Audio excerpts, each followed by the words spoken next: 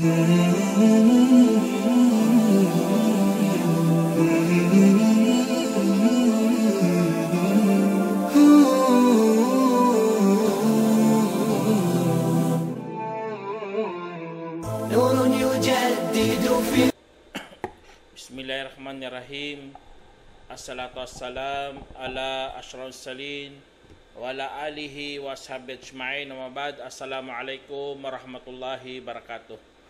Mga kapatid sa Islam, nandito naman po tayo para magbigay ng Islamikong pagpapayo patungkol ito sa mga pamaraanan ng isa sa mga dakwah, ang pakikipag-usap at makikipagkwento. Kaya ang Propeta Muhammad SAW ay napakaraming mga pamamaraan sa kanyang mga pagpapaabot at sa kanyang pagdadawa. Kasi nga ang mahal natin Propeta SAW, magiging huwaran po natin na hanggang sa araw ng paghuhukom. Siya po ang ating basihan kung paano tayo magbigay ng mga pag-anyaya sa ibang mga tao. Kaya sa pagkipag-usap ng mahal nating Propeta Salam, mga kapatid, mismo ang Allah subhanahu wa ta'ala saksi sa kanyang pakipag-usap. Sabi ng Allah, Wallahu yasma'u tahawarakuma innallaha sami'un basir. At ang Allah ang nakakarinig sa inyong talakayan. Sa katunayan, si Allah ang tagapakinig na nakakakita. Kaya diyan sa sinabi ng Allah subhanahu wa ta'ala, doon po tayo makakuha ng idea ng Allah. Meron talaga siyang, ang Allah, pinapakita niya na ang kanyang mensahero ay talagang nakikipagtalakayan, na merong magandang pamamaraan, magandang pag-uugali. Kasi kapag ikaw makipag-usap, makipagtalakay, tapos napakabastos mo, wala kang mudo, hindi ka pakikinggan talaga ng iyong kausap. Kasi pakikipag-ugnayan yan sa mga tao . Kaya pag magbibigay ng mga dialogo, malaya ka dyan magsasalita. O kaya kusang loob mo yung lumalabas sa iyong kaisipan, sa iyong puso, sa pagpapahayag ng iyong opinyon, o kaya iyong paninindigan. Kaya dapat ang iyong purpose, mga kapatid, para makuha ang kanyang puso, para ang iyong usapan ay patuloy hanggang tatanggapin niya ang reliyong Islam. Kasi nga sa Islam, hindi po tayo namimilit ng mga tao sa pagpasok sa Islam. Kaya dapat marunong ka talagang makikipag-usap. Katulad sa ginawa ng Propeta sa mga kabataan. Tinanong niya, may hadith nga dito ni Sahal bin Sa'ad radiyallahu anhu, nagsabi, ang mensahero sallallahu alaihi wasallam ay dinalhan ng isang tasa. Kaya uminom siya habang nasa kanyang kanan ang isang bata, ang pinakabata sa grupo, at ang matatanda ay nasa kanyang kaliwa. Kanyang sinabi, O bata, pahihintulutan mo ba ako na aking bibigyan ang mga matatanda? Ang bata ay nagsabi, ayaw ko magparaya ng aking bahagi mula sa iyo sa sinuman, o mensahero ng Allah. Isinalaysay ni Bukhari. Kaya dyan sa na yan, mga kapatid, ang paggalang talaga ng Propeta Sallam, kahit mga bata, napakagalang talaga ng mahal nating Propeta Sallam sa pakikipag-usap sa kanyang mas mababa sa kanya, lalo na sa mga ganung mga edad. Kasi nga, ang purpose ng Propeta Sallam, hindi niya iniinsulto talaga ang mga tao sa pakikipag-usap niya sa mga bata. Siyempre, sa mga bata, mga kapatid, sila po ang kinabukasan ng ating lipunan. Kung ikaw naging huwaran sa pagiging bastos, o kaya kawalan ng paggalang, ay gagayahin kaya ng mga bata, o kaya lalayo sila at hindi na lang sila susunod sa reliyong Islam. Pero ang mahal nating Propeta Sallam, hindi ganun. Napakagalang niya. Ganon siya sa pakikipag-usap. Huwag mong ipilit ang iyong gusto. Dapat pakinggan mo rin ang iba. Kaya meron nga siya nakipag-usap nga sa binata eh. Ang hadith na ito mga kapatid, na inulat ni Abu Umama na merong binata na lumapit sa propeta Muhammad SAW at saka nagsabi, "O mensahero ng Allah, pahintulutan mo po ako sa pangalunya. I'dhan li bizina," sabi niya. Kaya hinarap siya ng mga tao at saka sinaway habang kanilang sinabi, mahmah. Ibig sabihin, siya, parang galit ang mga tao. Kaya kanyang sinabi, lumapit ka. At saka lumapit siya sa kanya at saka umupo. Kanyang sinabi, tingnan nyo, ganitong ang kanyang pagsasalita sa binata mga kapatid. Sabi niya, gusto mo ba ito para sa iyong ina? Allahu Akbar, napaka mahinahon. Ano talagang propeta sallam, ang kanyang pagiging mahinahon mga kapatid, dinaan niya doon sa karunungan kung saan gusto niya mabago ang binata. Kaya ang ginamit niya, gusto mo ba sa iyong ina? Sinabi niya, hindi, sumpa man kay Allah. Kaya yun ang sinabi ng binata. Kaya umulit si Prophet Salam, gusto mo ba ito para sa iyong anak na babae? Sabi ng lalaki, hindi, sumpa man kay Allah. Ganun din. At inulit-ulit ng Prophet Salam para pangdiin talaga, sabi niya, gusto mo ba ito para sa iyong tiyahin? Sabi ng binata, hindi, sumpa man kay Allah. Allahu Akbar. Kaya anong doon? Ang kanyang pakikipag-usap, anong dinagdag niya Propeta Muhammad Salam? Kaya pinatong ng Propeta Sallallahu Alaihi Wasallam ang kanyang kamay sa kanya at nagsabi, "O Allah, patawarin mo po ang kanyang kasalanan at dalisayin mo ang kanyang puso at ingatan ang kanyang puri." Allahu Akbar. Kaya sa pakikipag-usap mga kapatid, napaka-importante talaga na samahan ninyo ng interaction. Example na lang sa paglagay ng kamay mo sa kanyang balikat, sa kanyang noo, sa kanyang ulo. Yun, kung sa mga hayop pa, pampaamo yan. Ang pusa, di ba? Kung masimasin mo para maging maamo sa iyo. O pang ibang hayop diyan. Ganun mga kapatid ang interaction sa pakipag-usap katulad sa ginawa ng propeta. Disiplina talaga. Kaya kung gusto mo maging malapit ang iyong kausap, yun ang gawin mo talaga. Lagyan mo talaga ng interaction. Kasi ang ating hangad mga kapatid, gabay ni Allah subhanahu wa ta'ala. Napakaganda kaya ng pakiramdam kapag ang tao ay sumunod sa iyo at naging matuwid. Dahil sa iyo. Dahil tinuruan mo. Kaya ganun ang ginawa ng Propetong Salam. Kahit propeta yun, pero napakababa niya, napakamahinahon niya, marunong talaga, marunong talaga sa pakipag-usap. Meron nga kwento dito, nakipag-usap siya sa mga kababaihan. Katulad sa hadith na inulat ni Ibn Abbas, na ang asawa ni Barira na ay isang alipin na tinatawag na Mugith radiyallahu anhu. Nakita ko siyang umiikot sa likod ni Barira na umiiyak habang ang kanyang luha ay umabot sa kanyang balbas. Kaya sinabi ng Propeta sallallahu kay Abbas radiyallahu anhu, "O Abbas, hindi ka ba namamangha sa pagmamahal ni Mugith at pagkamuhi ni Barira kay Mugith?" Saka sinabi ng Propeta salam sa babae, "Kung balikan mo lamang siya." Sinabi ng babae, "O mensahero ng Allah, inuutosan mo ba ako?" Sinabi niya, "Tanging namamagitan lamang ako." Sinabi ng babae, "Hindi ko siya kailangan." Isinalaysay ni Bukhari. Allahu Akbar. Tingnan niyo dito mga kapatid. Ang Propeta salam, Napakamahinahon, lalo na kausap babae sa mga pamilya na isyong pampamilya. Napakasensitive kasi yan.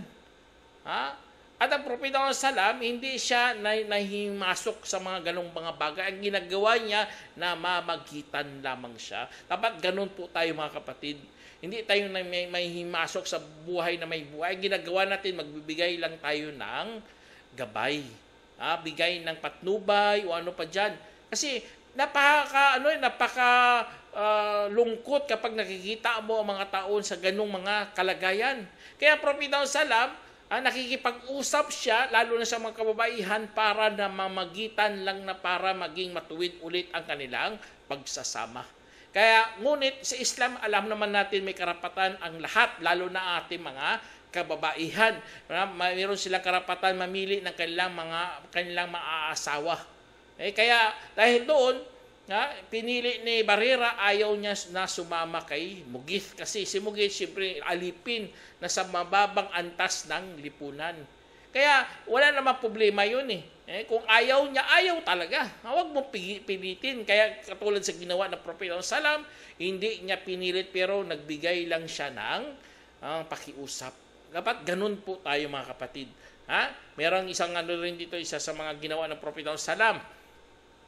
Sabi niya, inulat ni an Aisha radhiyallahu anha, qal alhamdulillah alladhi sami'a sam'uhu aswat laqad ja'atil mujadila ila Nabi sallallahu alaihi wasallam wa ana fi nahiyatil bait tashku zawjaha wa ma asma'u ma taqul fa anzalallahu qad sami'a Allahu qawla allati tujadiluka fi zawjiha. Sa sinabi sa hadith na inulat ni Aisha radhiyallahu anha, na kanyang sinabi, purihin si Allah na yaong nasaklaw ng kanyang pandinig ang lahat ng mga tinig. Talagang may dumating na babaeng nangangatwiran sa propeta habang ako ay nasa isang sulok ng bahay nagrereklamo tungkol sa kanyang asawa. Ngunit hindi ko halos maririnig ang kanyang sinasabi at saka ibinaba ng Allah. Talagang narinig ng alang talumpati ng isang babaeng nangangatwiran sa iyo tungkol sa kanyang asawa. Isinalaysay ni Ibn Majah at itinama ni Albani. Kaya dito sa ng mga kapatid, ang Propeta Salam nakikipag-usap siya sa babaeng nangangatwiran. Ngunit ang kanyang busis mga kapatid, halos hindi marinig na Aisha. Ibig sabihin, napakagalang talaga ng Propeta Salam. Magalang talaga. Dapat ganun po tayo kapag mayroong mga talakayan. Hindi ka nadadala ng iyong emosyon. O kaya hindi ka nadadala ng iyong galit. Kasi kapag nadala ka ng iyong galit, makakabigay ka ng mga salita na maanghang na ayaw makinggan ng mga tao, lalo ng iyong kausap. Kaya ganun mga kapatid, napakaganda kasi napakamahinahon talaga sa pangangatwiran, sa pagsalita, o ano pa dyan. Yun ang mga pamaraanan sa dawa mga kapatid. Na huwag kang padala talaga sa emosyon. Kung anong alam mo, yun lang ang sasabihin mo. Ang Propeta Salam, hindi niya pa alam yung batas sa dihar. Huli na yan, dumating ngayon, batas ng dihar, kaya bumaba yan ang Surah Mujadilah. Kasi dyan lahat nabanggit, dyan ang batas ng dihar. Kasi ang babae nangangatwiran siya kasi ang asawa niya ay parang hiniwalay siya na hindi naman hiwalay. Kasi ganun ang dihar Sasabihin mo sa asawa mo, ikaw ay parang likod na ng aking ina. Subhanallah. Bakit sasabihin mo ganun? Parang likuran ka na ng ina. Kaya sa Islam, hindi natin pwede tawagin ang ating mga asawa na mami, mama, nanay. Bawal yun sa Islam. Kung gusto mo tawagin nanay, dagdugtugan mo ng iyong pangalan ng iyong anak. Nanay ni Ahmad.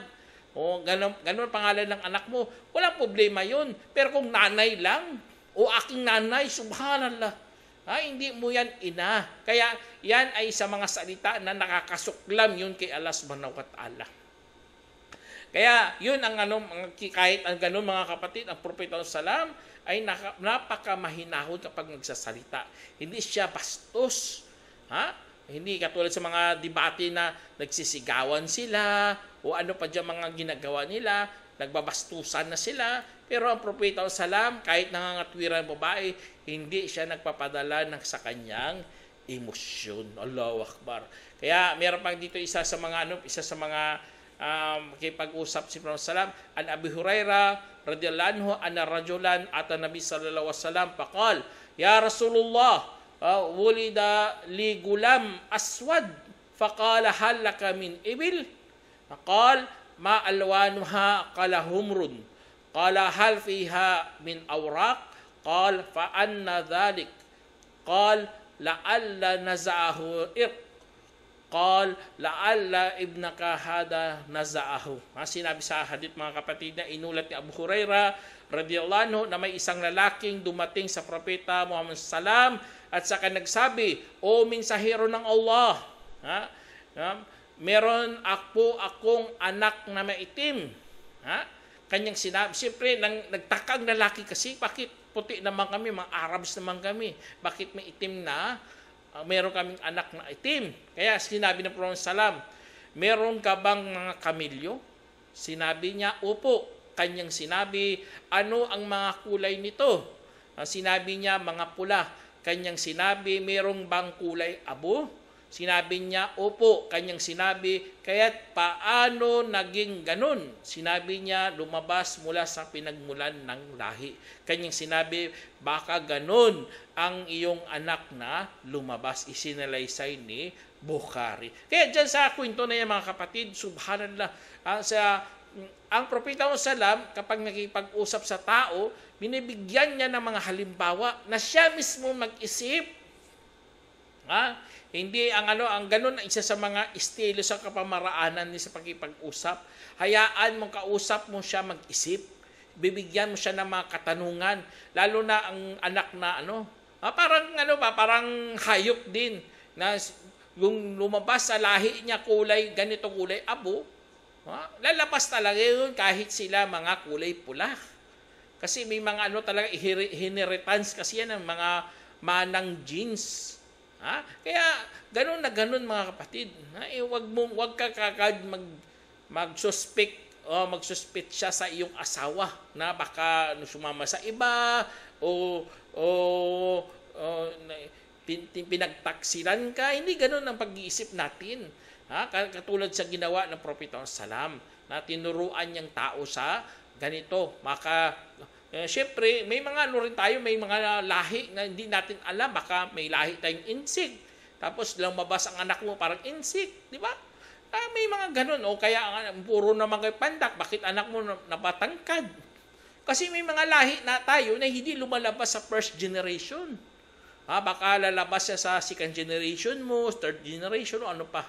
Kaya yun ay isa sa mga mga kapatid, isa sa mga magandang gawain sa pagkipag-usap ng mahal nating propeta salam. Kasi ang dialogo mga kapatid, hindi lamang yang isang desisyon na ginagawa ng mga nagsasalita o guro o magulang. Bagkus ito po ay panghihikayat sa sinuman sa mabisang pamaraan na direktang natanggap ng kausap. At ito magiging susi o solusyon sa problema. Allahu Akbar. Kaya ganun ang tayo makipag-usap. May mga talaga, may mga kung sa Arabic pa, adab, may mga magagandang pag-uugali. Kaya maraming mga mag-asawa, maraming mga tagapagturo, o kapag nag-anyaya sa pakipag-usap sa kanilang kapariha o kanilang mga estudyante, ay pagtugon nito mga kapatid ay napunta sa walang resulta, walang bunga. Kasi nga, ang nangyari, kawalan po ng mabuting layunin. Kaya sa pakipag-usap talaga mga kapatid, lalo na ginawa ng propeta, mayroon talaga siyang mabuting layunin. Niyatus salihah. Iniisip niya talagang paraiso. Iniisip niya talaga ang reward ng Allah subhanahu wa ta'ala, ang gantimpala na kanyang makakamit kapag kanyang ginawa ito. Kaya huwag kayong kasi yan ang susi ng ating tagumpay sa pakipag-usap mga kapatid, na meron tayong niyatus salihah, magandang layunin. Kaya tingnan niyo Province Sam, kahit anong usig sa kanya, kahit mga magagaspang o kaya mga maanghang mga sinasabi ng mga Quraysh, nanatili pa rin siya sa Islam at nag-anyaya sa kanyang mga kasamahan. Katulad ng sinabi ng Allah subhanahu wa ta'ala, فَبِمَا رَحْمَةٍ مِّنَ اللَّهِ لِنْتَ لَهُمْ وَلَوْ كُنْتَ فَضْلًا غَلِيظَ الْقَلْبِ لَانفَضُّوا مِنْ حَوْلِكَ فَاعْفُ عَنْهُمْ وَاسْتَغْفِرْ لَهُمْ وَشَاوِرْهُمْ فِي الْأَمْرِ وَإِذَا عَزَمْتَ فَتَوَكَّلْ عَلَى اللَّهِ إِنَّ اللَّهَ يُحِبُّ الْمُتَوَكِّلِينَ. Sa sinabi ng Allah subhanahu wa ta'ala, kaya dahil sa habag na mula kay Allah ay naging malumanay ka para sa kanila, at kung ikaw ay naging marahas na may pusong magaspang, talagang magsilayo sila sa paligid mo. Kaya't magpaumanhin ka at hingan mo sila ng kapatawaran at magsangguni sa kanila sa kalagayan. Saka kapag nagpasya ka magkagayon, ay magtiwala kay Allah. Katotohanan ng Allah ay minamahal ang mga nagtitiwala. Allahu Akbar. Kaya napakaganda pagkasabi dito. Isa sa mga pinapakita ng Allah subhanahu wa ta'ala sa pag-uugali ng mahal nating Propeta Salam, dahil yun sa pagiging mahinahon niya. Kaya mga tao, mga kapatid, hindi siya iniwan. Bagkus dumadami ang mga mananampalataya dahil sa pag-uugali ng mahal nating Propeta Salam. Kasi napakaganda, talaga huwaran na huwaran ng ating mahal na Propeta Muhammad Salam. Sa kanyang pagkaibigan, lalo na sa kanyang kapiligiran, sa time niya, malupit Mainit pa, kunti pa kanilang mga panustos o ano pa dyan. Pero ang Propeta Salam, dinala sila sa kapiligiran kaaya-aya, mga kapatid. Lalo na sa pag-usap niya sa lugar na kaaya-aya. Na ang kabilang partido, mga kapatid, ay makarama talaga ng kapatanagan sa sarili. Ganun pala, mga kapatid. Dapat dalhin mo talaga kausap mo sa kapatanagan, katiwasayan, katahimikan, para makapag-isip siya ng maayos at makapagtalakay ka sa kanya sa magandang pamamaraan at makapagbigay ka po ng idea. Kasi lahat ng mga nakikinig diyan, kumukuha siya ng kaalaman sa iyo. Kaya dadalhin mo siya sa mga magandang katiwasayan na kapaligiran. Kaya po sa mga pagbibitaw natin ng mga salita, dapat marunong ka talaga. Dapat piling-pili. Dapat talaga ilalagay mo talaga ang iyong sarili sa tamang lugar at tamang kalagayan. Allahu Akbar. Kaya meron nga si Prophet Salam, may kausap nga siya dinala siya doon, dinala si Prophet Salam. Ang payo niya lang, sapagkat ang iyong katawan ay merong karapatan sa iyo, at ang iyong mata ay merong karapatan sa iyo, at ang iyong asawa ay merong karapatan sa iyo, at ang iyong bisita ay merong karapatan sa iyo. Subhanallah, ito mga word na ito, mga kapatid, tagus talaga sa puso Kasi kausap niya dito, isang tao, nagpasting na lang siya ng pasting.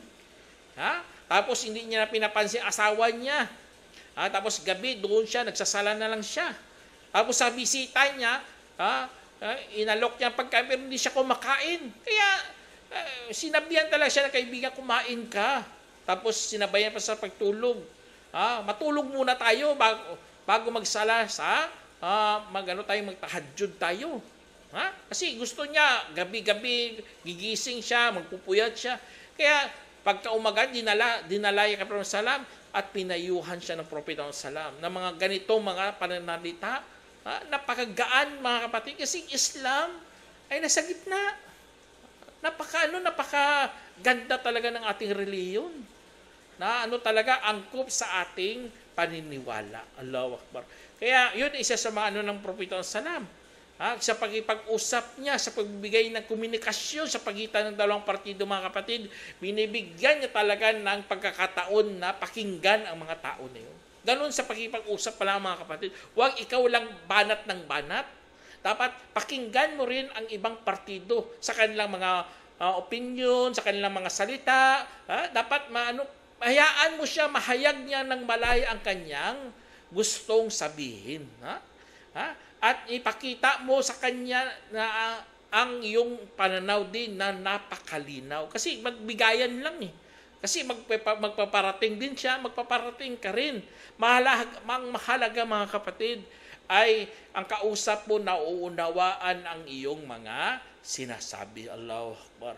Kaya yun isa sa mga nanunong Islam, mga kapatid. Kasi ang mga lugar, mga kapatid, mga posisyon na yan, mga kapatid, ay umuugnay talaga tayo, umuugnay sa atin yan. Kaya kung sa praktikal na na pananaw, ay napaka-importante talaga gayahin ang pakikipag-usap ng mahal nating propeta sallam. Kasi ang paraan niya mabisa masyado. Tinanggap ng mga sahaba, tinanggap ng mga kausap niya. Kaya kung patutunguhan lang ang iba, mga kapatid, sa ibang pananaw, ay napaka ganda ng pananampalatayang Islam. At sa rin, mga kapatid, sa mga rin tinatawag sa pagkukwento rin ng mga nating propeta sallam. Gayang-gaya talaga sa Quran. Sabi ng Allah subhanahu wa ta'ala, nahnu nakussu alayka ahsanal qasasi bima awhayna ilayka hadal Quran wa in kunta min qablihi laminal ghafilin. Sinabi ng Allah subhanahu wa ta'ala, kami ang magkukwento sa iyo sa pinakamag-inam na kwento na anumang aming ipinahayag sa iyo sa Quran na ito. Bagamat ikaw, bago pa nito ay talagang kasali sa mga nalilingat. Kaya ang Allah subhanahu wa ta'ala nagkukwento sa atin,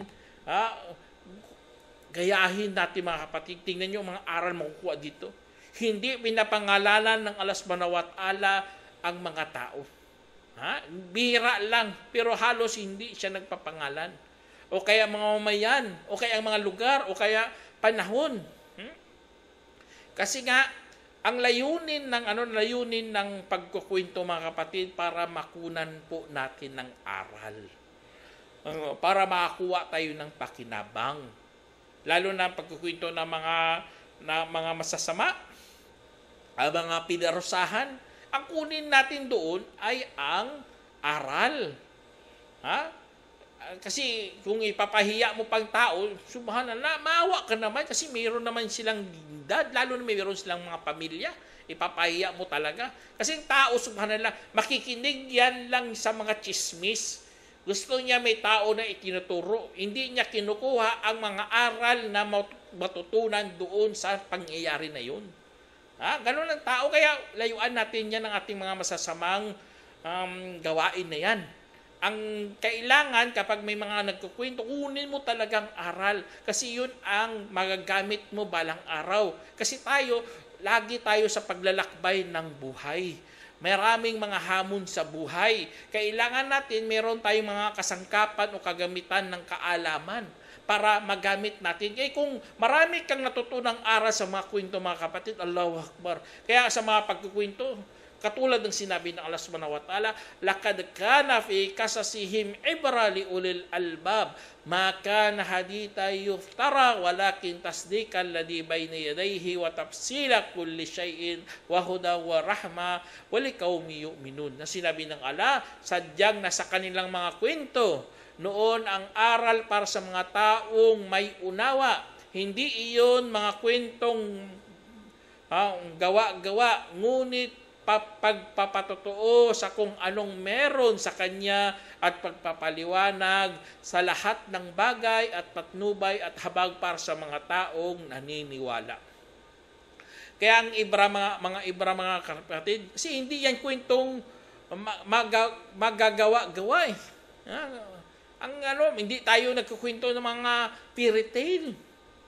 O kaya mga gawa-gawang mga kwento patulad sa mga pinikula niyan. Mga fantasy, horror na pa dyan, gawa lang nila yun. Kaya sa atin, alhamdulillah, realidad, totoong tao, totoong karakter, at may mga panahon.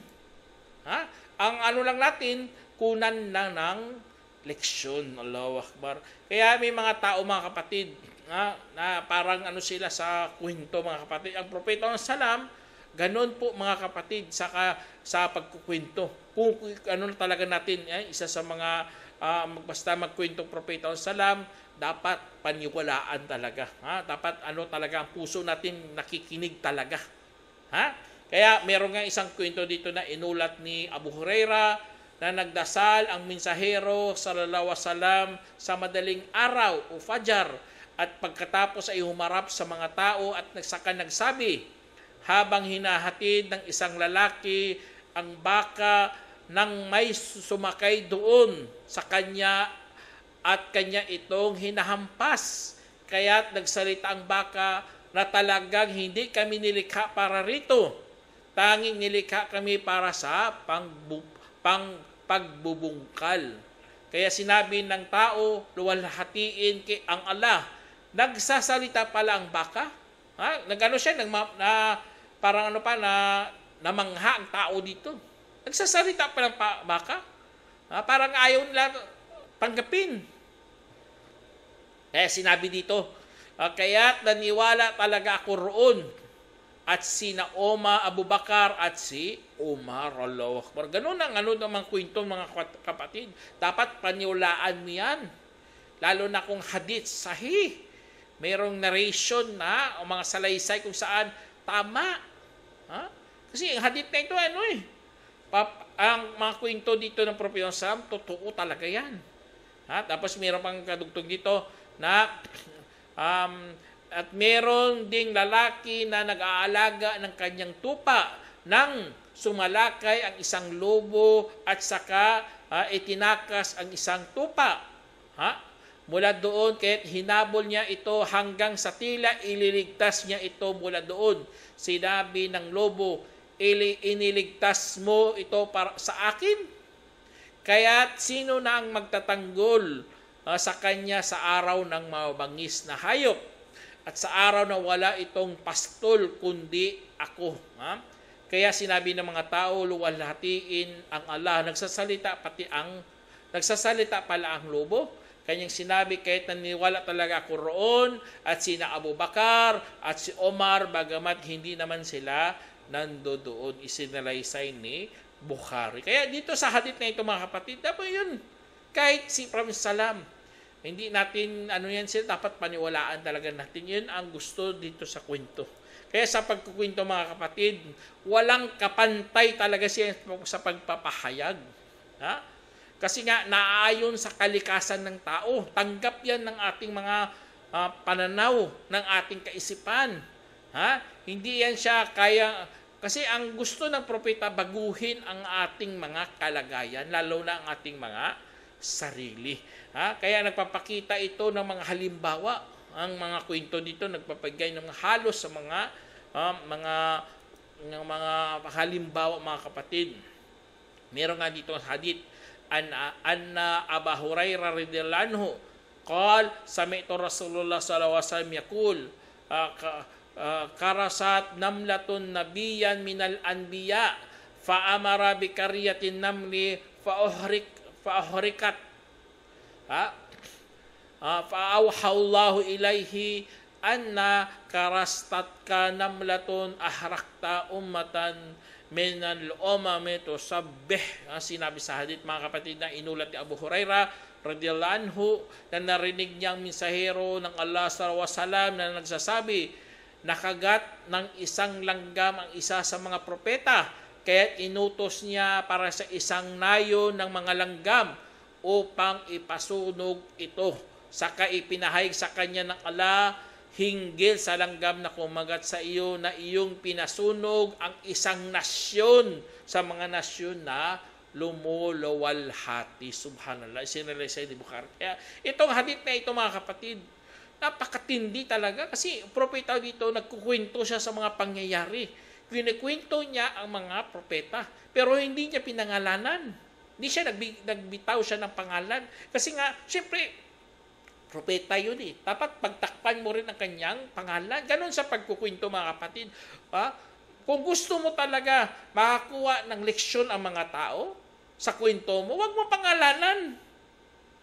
Huwag mo bigyan ng lugar.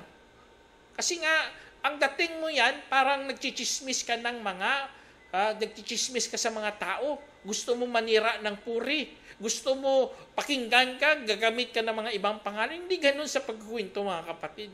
Sa katulad sa ginawa ng mahal nating Propeta Salam. Nagkukwento siya para makunan natin ng leksyon. Kaya hindi niya pinangalanan dito ang propeta eh. Hindi siya nagbitaw ng pangalan sa kung saang lugar, kung kailan. Kasi ang layunin dito para takutin ang mga tao. Para paalalahanan ng mga tao. para makakuha ng pakinabang na mayroong mga nasyon din na mga hindi ilang tao, pati mga hayop na naglumuluwalhati kay Allah subhanahu wa ta'ala na hindi lang natin nauunawaan. Allahu Akbar. Kaya ganon ang mga kapatid. Meron nga dito isa hadith din na kwento ayon kay Hasan na sinabi sa amin ni Jundub ibn Abdullah radhiyallahu anhu sa masjid na ito na hindi namin nalimutan mula noong sinabi niya sa amin at hindi kami nangangamba na baka nagsinungaling si Jundub tungkol sa mensahero ng Allah SAW. Sinabi niya na ang mensahero ng Allah SAW ay nagsabi noon sa mga nauna sa iyo ay may isang lalaking may sugat. May lalaking may sugat kaya nawalan siya ng pasyensya at sakal kumuha ng kutsilyo at naglaslas ng kanyang kamay. Kaya dumanak ang dugo hanggang sa siya'y namatay.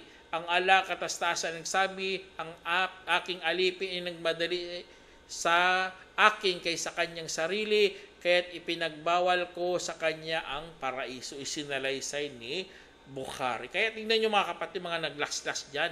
Sa kwento dito mga kapatid, ang tao na yon hindi rin pinangalanan ng Propeta Salam. Hindi niya gusto ipahiya. Siyempre, tao na yun, meron ding dangal kahit papaano. Meron ring pamilya, meron ding tribo.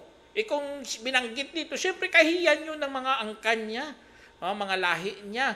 Sunod na generation, ano pa yun matrace pa nila yun, kahiyan talaga yun. Kaya hindi nabanggit ang Propeta Salam, sino yun? Kahit alam ng mga kasamahan niya. Allahu Akbar. Kaya ganito mga kapatid sa mga kapamaraanan ng pagkukwento. Huwag kang magbanggit ng pangalan. Kung gusto mo talaga ng pakinabang sa tao, magkwento ka lang. Huwag mo nang banggitin sino si Pulan, anong ginagawa sa oras na yun.